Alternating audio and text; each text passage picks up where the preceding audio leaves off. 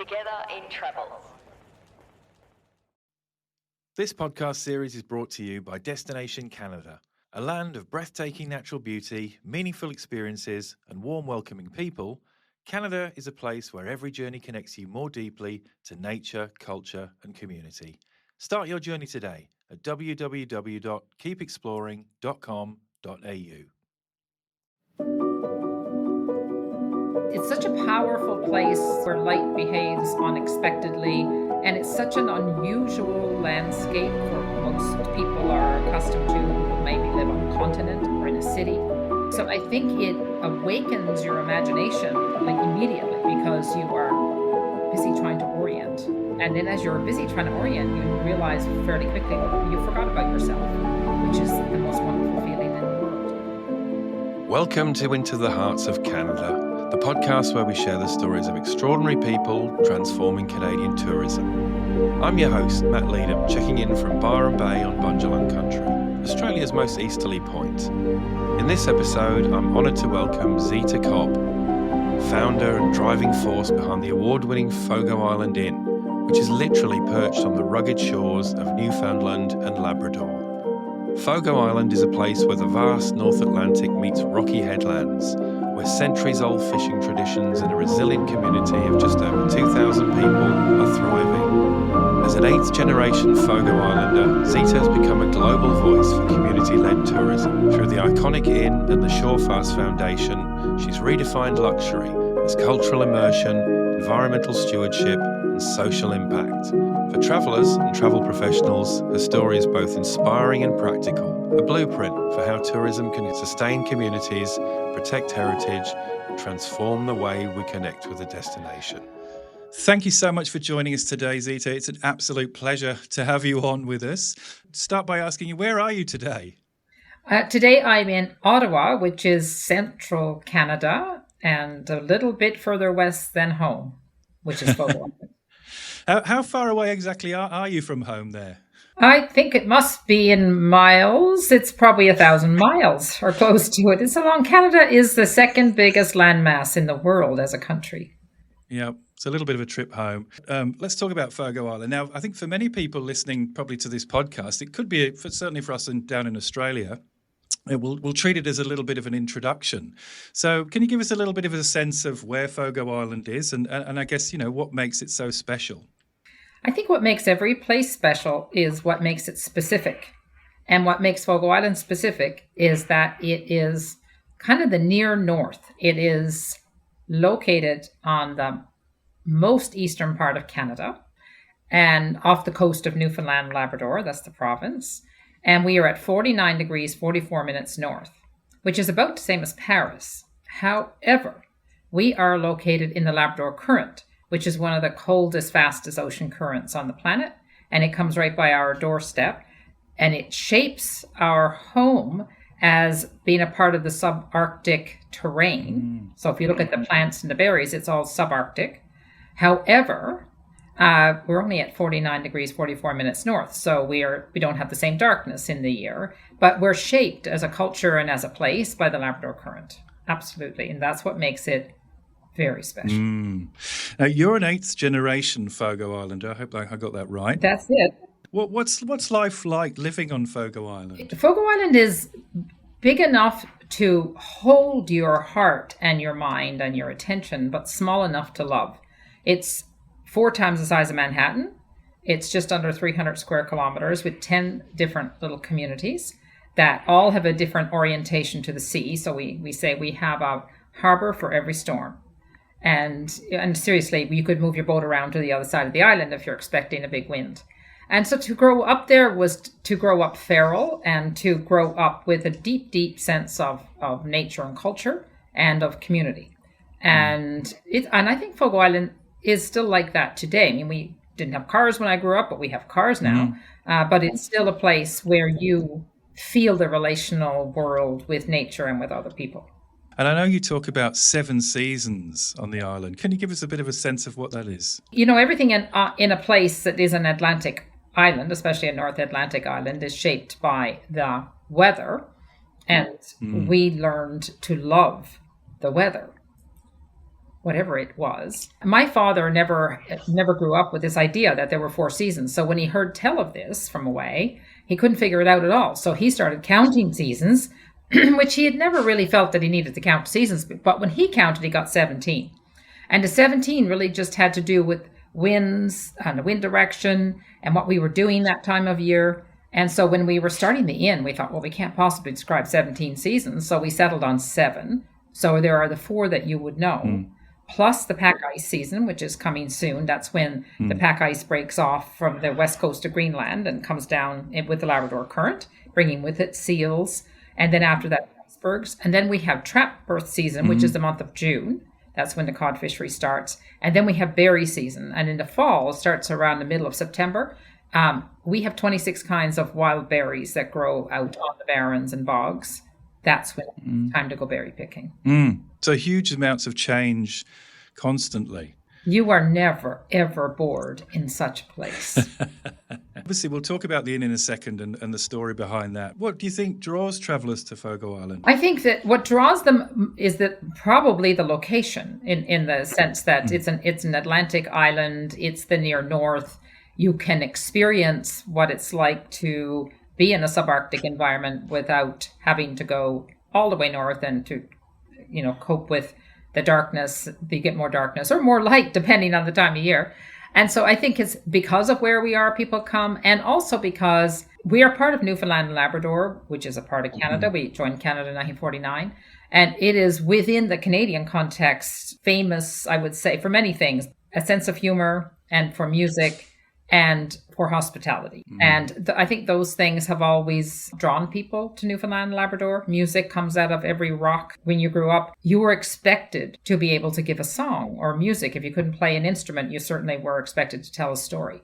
And so this kind of strong culture of being with each other in ways that are entertaining and giving are part of the place. Well, I guess Gander in particular, of course, has its own, rich history and story around putting Gander on the map to the world, I guess, for a very different reason. But, things like the Come From Away musical, which an amazing introduction to the people of the area and just how very unique they are. I think it is maybe a good example of the difference between hospitality and service. They are related to each other, but they're not the same.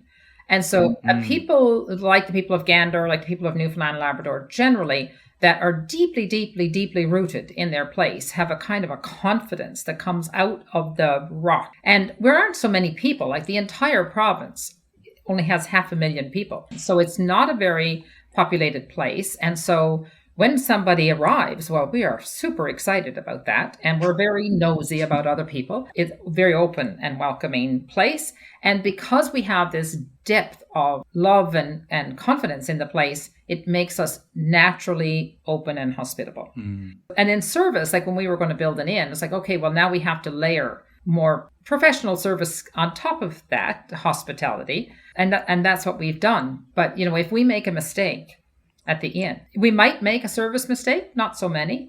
We will never make a hospitality mistake because that's just us.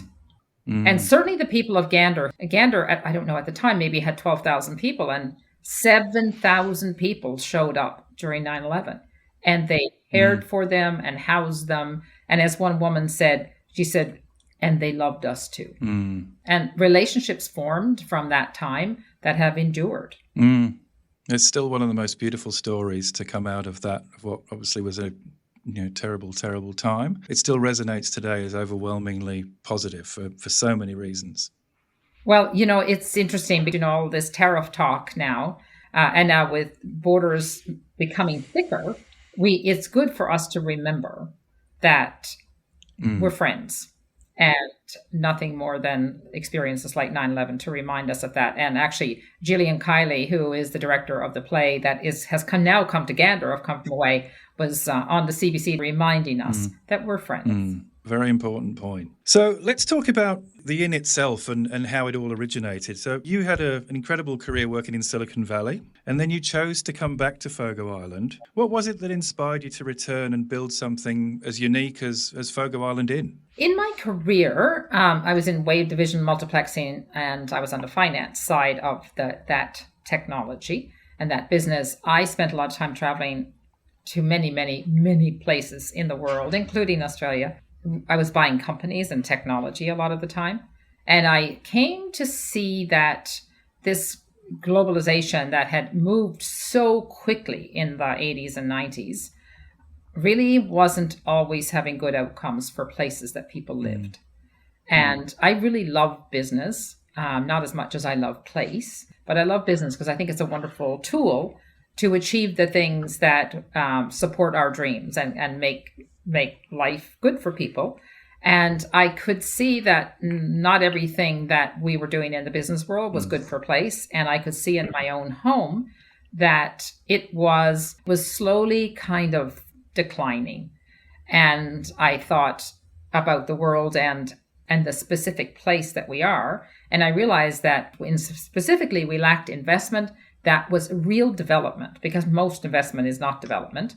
And I saw that this both a need and an opportunity to do something at home that would strengthen the place, the economy of the place, so that the economy had another leg on it to complement fishery.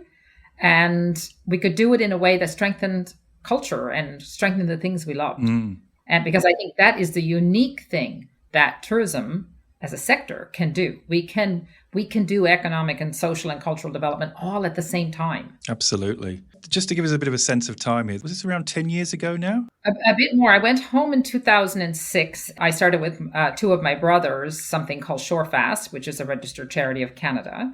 We started with the question of what can we do? What might we do? What should we do to give Fogo Island at least another run at another 100 years? And we still had a fishery. It will always be the most important thing, because the fishery is about our relationship with the sea. And if we don't have that relationship with the sea, well, I don't know what our culture is. I think we'd be lost.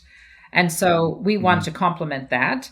And it didn't take very long in the tangle of conversations and options to figure out that an inn would make a whole lot of sense. So from 2006 till 2010, we were thinking and talking and planning and more talking and more meetings. And then we started construction on the inn in 2010, and it opened in 2013. But we actually didn't start with the inn. We actually started with contemporary art. And we built some studios for visiting artists, and we started something called Fogo Island Arts, which is a residency-based contemporary art program for artists from around the world. I heard you say recently in an interview, and I can only imagine when you came back, that a local had said to you, "I don't think you came home to make things worse," which made me laugh. Did people think your idea was crazy? I took what that man said as trust. And I think that because we started with art and we started with contemporary art, which is that's not always obvious to understand what that has to do with anything, let alone the price of fish. So I think people were maybe surprised and confused would be a way to describe it. And it took time, for it to unfold so that people could see the path. I mean, it wasn't that we weren't saying it, but it's that you just have to live and do, and that's how we come to understand things together. But I'm sure some people thought I was crazy, no doubt. Well, I guess everyone has their own level of, change and how quickly they can adapt to it. And I'd imagine it would be a pretty out there concept to come back and suggest that we're going to build this, this inn. We're going to have people come from all over the world. I would imagine there would be a lot of questions and some concerns from a few people in changing the status quo. Were there big challenges that you had to face with that? There are lots of challenges. I mean, we were also building something that was a very contemporary building, very leading edge technologies in a place that was, not easy and not like a lot of the things we needed around some of the engineering. But I think, maybe the hardest is just sort of mindset shifts. We kind of organize our work around this idea that the strength of a place is its ability to hold on to itself and to reach out and belong to the world. So that's a mindset. And if you have that mindset, then it just is a question of how do you belong to the world, and how do you welcome the world when the world comes in a way that is revealing of the things you love and care about in your culture, that creates a strong and memorable experience for people that are visiting. I have to say the process of thinking that through and making an inn, and we could tell you every object in that inn was put there with intent. If we could make it, we made it. And if we couldn't make it, we would acquire it from as close to home as possible, because every object tells a story. Every object is a set of relationships embedded in an object. So in the doing of that together, it's like we were kind of interrogating ourselves as a culture. And well, what did our granny do? And what did they value? And how does that manifest in the contemporary? If our grannies and grandfathers came back, would they recognize themselves in the things we built in the contemporary? Because culture evolves, at least the strongest cultures evolve. Was that why you called it an inn and not a hotel? You know, the inn is owned by the charity, and so the de facto owners are the people of the island. And one woman said when we were making it, she said, I suppose it's like a home for people that are temporarily without a home. And so that's why we don't call it a restaurant. It's a dining room. It's more like a home. And architecturally, it's absolutely stunning.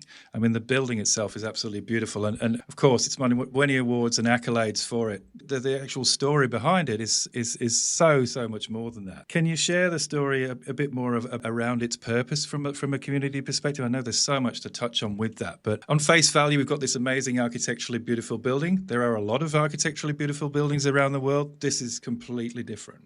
The design brief we gave to the architect, and his name was Todd Saunders, and he grew up in Gander, the very Gander we were just talking about, and his practice is in Bergen, Norway. But the design brief was very simple. It was, please find a way to express in contemporary architecture what we have learned in 400 years of clinging to this rock.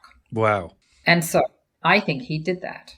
The building looks radically contemporary from the outside. But if you study the vernacular architecture of the island, you will see that it's a contemporary expression of the same way we've always built. It's made of wood inside and out, has a steel frame that holds it. And every gesture, like every board on the outside and inside of that building was touched by human hands 14 times. And we know who those hands were. And so with every stroke, we put care and love into the building. And then came the opportunity to really think about, so what are people going to eat and how will we feed them? And then, of course, if you think about that, but then you think about sourcing, and you buy from local growers and local hunters and local fishers. And so it's like a big knitting project. And that is, I would say, what the inn really turned into, was a way of knitting ourselves into our past and to bring forward the things that might be lost around how to make a quilt, how to hook a mat, how to catch a fish, although I don't think we're going to forget that any day soon. And then how to do something that is contemporary, that is the essence of us, but gives the kids that are coming along now a sense of the future, that leans into the future and holds on to the past, gives our culture a place to be expressed and shared. Yeah, so really about achieving that beautiful balance. And I love that, what you just said as well about clinging to this rock. I mean, there's something in that. And I think that's really apparent when you see the building. It's about coexisting, isn't it? Not dominating the landscape. It's a very different approach. As Todd says, the building walks delicately on those rocks. And those rocks are not just any rocks. They're 400 million year old rocks that know everything and they remember everything, if only they could talk. We'll be right back after this. Ready to discover Canada's warmth, wonder and wide open spaces? Connect with a local Canadian travel expert who can help you make your dream trip a reality. And if you're a travel professional, you can continue to enhance your destination knowledge through the Canada Specialist Program, which provides you with insider tips and exclusive tools. Find out more in this episode's show notes. Let's talk about Surefast Foundation, which underpins everything you do. How does it support Fogo Island and its people? Economically, culturally, socially, in all of those ways. I mean, we obviously create economic activity on the island. In everything that we purchase, we have the island at the center of that, and we buy things as close to home. We pioneered something which is now trademarked, called an economic nutrition label, which we put on everything that we sell. And of course, the inn has also given rise to a little furniture business now as well. And we have an ice cream shop as well. And for everything we sell, we show you where the money goes. It is these enterprises, we run them as community businesses. And so they are economically nutritious for our place. And actually, that's one of the things that we're working on now, is to build an institute for community economy. So we can create a platform to share good and best practices for community economic development. And I think that travel and tourism is the sector that has the most potential to do that. And so every move we make on the island, we do it with the intention to strengthen place, to hold on to knowledge, share knowledge, advance knowledge. The youth, we'll call them for the young crowd. Yeah, those younguns. A young crowd, yes. Such a big part of travel's story and travel's future, but often overlooked and left out. How big a role do younger people play in Fogo Island Inn and the community part? Well, they play a role in absolutely everything. One of the things we keep a very keen eye on is the enrollment at the school and how many kids are enrolling, because we have suffered as a community great decline that started in the late 60s when I was a 10-year-old, when the inshore fishery collapsed and we had a great loss of population. I mean, there's a loss of population from rural regions everywhere in the world. We want our young crowd to be at home, see opportunities at home. And even if they go away for university, I mean, you can finish high school on the island, as I did, but you have to go away for university, and not all do need or want to go to university, but for the ones that do, we hope that they come home too. So to create the opportunity for them to pursue careers in different things. And I think that's another thing about hospitality, that if we think about it as hospitality and not just service. And so one of the things, the business model for the inn, for example, we have absolutely no tipping, because we want to have a comfort and sort of equal footing between guests and hosts. And I don't think it's good for you as a guest if you have to spend your entire time with a local person wondering, is $20 the right amount? Should I do this? Should I not do this? When should I do this? And the person who is orienting you to the island and sharing their understanding of their home doesn't want that moment either. So we take that away from the relationship, so the relationship has a chance to be real in those moments, that it's not. And I think for our young people, that feels a lot more, not just our young people, for any of our people, it's a lot more dignified way to make a living and to come into something as hospitality where you are bringing your whole self into it and your whole knowledge. And then it becomes about knowledge, sharing knowledge. And so that's why I think that in the sector of hospitality sometimes gets into trouble, because we just play in the shallows. It's all about the top inch, and we don't access the actual wealth that's in the cultures of places.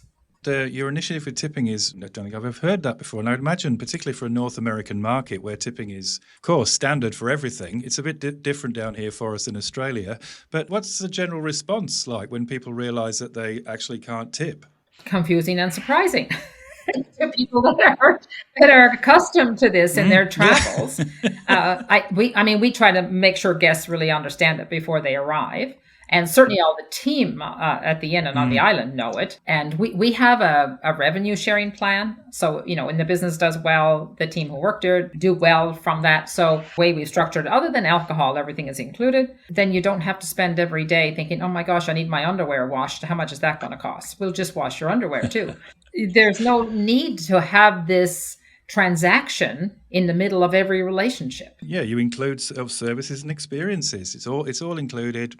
Don't worry about that. Just get on with relaxing and exactly. Yeah. And being here. Yes, just being here. So let's talk about that word luxury. By definition, you are bundled into that luxury category. Again, it's such a subjective word in today's travel industry, I guess. And what does luxury mean to you from a travel proposition? It's very clearly that what you're doing brings more good than harm. That's number one. And that good will feel good to you the closer it is to the people that you are spending time with and in whose communities you are. I mean, because of the way too much of the travel industry is structured, it's hard to know. It's hard to know where the money goes. It's hard to know what's really going on. So I think the luxury is that kind of visibility in what happens in the business model. I think the luxury is to be at ease in a place with people that want you to visit, like want you to be there with them. I mean, the true luxuries are the simplest things of the freshest air. You want the creature comforts, of course, of a bed, a sleeping space that is as simple as possible. And to know that everything around you was chosen with intention, because each object around you carries the integrity of place. You can be sure that we chose mattresses that are not only exquisitely comfortable, also made in Canada, but we chose ones that when they come to their end of their life, they will have the smallest negative impact on the environment. That's luxury, to know that all of these impacts that we've gotten as close as I think you can possibly get to negative externalities in the way we built the inn. Now, we know that you're coming on a jet plane, and we know that that has implications for the environment. And so if we're going to get on a jet plane and we're going to go somewhere, let's make sure that we're not adding additional negative externalities from our visit. I think that's luxury. When you arrive and we serve you hot Newfoundland made bread with molasses and butter, that's pretty luxurious too. I'm guessing a lot of people take a lot of big, deep breaths when they arrive because it's such a place of solitude and just so different to their everyday lives as well, which in itself, again, is luxury, getting time back and kind of forgetting about what's their life back home, as it were. It's such a powerful place, where light behaves unexpectedly. And it's such an unusual landscape for what most people are accustomed to who maybe live on a continent or in a city. So I think it awakens your imagination like immediately because you are busy trying to orient. And then as you're busy trying to orient, you realize fairly quickly, well, you forgot about yourself, which is the most wonderful feeling in the world. You clearly do a great job of the storytelling. So it's not just all of these amazing different curated pieces and the way that it was all the artisans and all of that, but you're actually educating people as well as to how this has all been brought together. I think in the way it's built and in the way we practice hospitality, it offers people an opportunity to kind of deeply understand what life is in a different kind of geography and in a different kind of culture. In a way, the place is kind of naked. The landscape is naked. The hearts are very open. I think when people leave and go home, I think they see place differently. They see their own place differently. They see places different. I think maybe they just see place. I could maybe just stop it right there, that you just see place, because in our busy lives, especially the way our lives are organized too much around the digital world these days, it's easy to forget to just take place for granted. And when we take place for granted, we lose our sensitivity to the joy and beauty that is there in all the little bits. But when you're in a place like Fogo Island, it presses up against you in nice ways, and it invites you in.